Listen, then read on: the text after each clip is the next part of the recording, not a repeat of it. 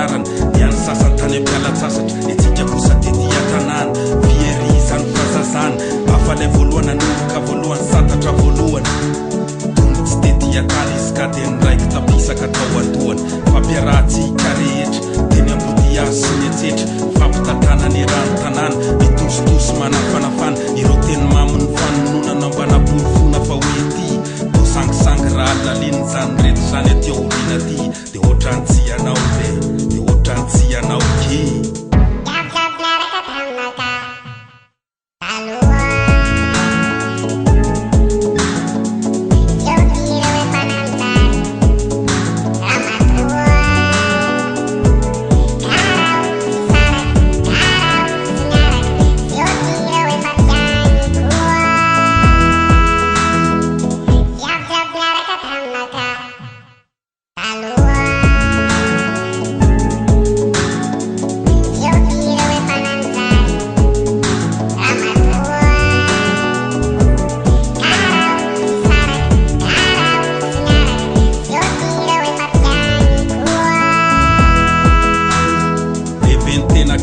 fisainana fitiavany samy efa nahita fiainana tadidiko fetifety ny andro tam'izay nyrevirevy ny bany tam'izay rediredy ny bany tam'izay zakalaky koa anao tam'izay za tsy fantatra ho ianao koa tsy fantatro ny efisika nanao fitiavana raikitra vo mifakahita tadidinao very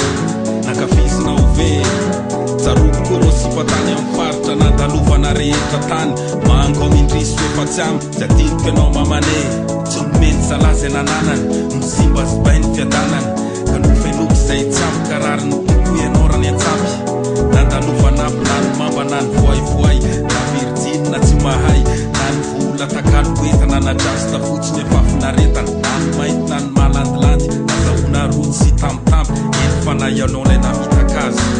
dia tataraina ihany na dia fasitra na ny very na mela olatra zany